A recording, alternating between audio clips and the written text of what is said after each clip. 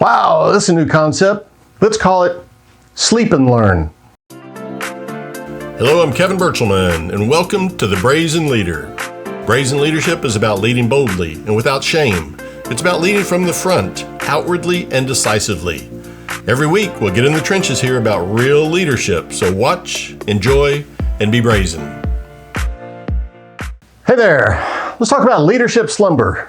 Sleep and Learn is alive and well, apparently. The story you're about to hear is true. The names have been changed to protect the innocent. Okay, you may not be old enough for that line to make sense, so I'll stop. Plus, these people weren't exactly innocent in my mind. Further, I'm not changing the names, I'm simply omitting the company name of one of them, and only because my client suggested I do so a few years ago. So moving on. So I'm in Cedar Rapids, Iowa, working with one of my largest clients.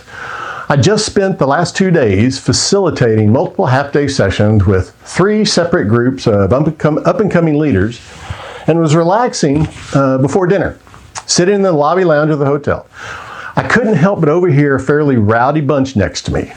They clearly worked together, or at least for the same company, and were having quite a time. Several were discussing where they would go to continue the party that evening. Though I didn't hear the initial exchange, apparently one of the crew questioned the wisdom of a traveling party that evening, since they all had to get up a bit early the next day. We're at management training this week. How awake do we have to be? Said one. I kid you not. That's the response that came from one of the women in this group, at about 9 kazillion decibels, unless someone in the adjoining hotel might not hear.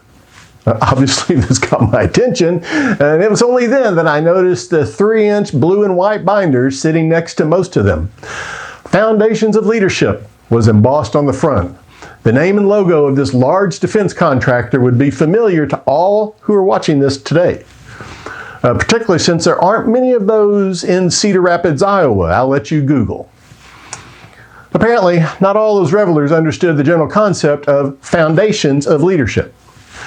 Now look, we've all been bored stiff at one time or another by a sleep-inducing, monotone voice facilitator or trainer. No one in my sessions, of course, merely speaking hypothetically. Kind of droning on about one thing or another for 3 or 4 consecutive butt-numbing days. That's not the point here. The points are, 1, leadership development is crucial for long-term success of an organization. Absolutely is. I think we know that by now.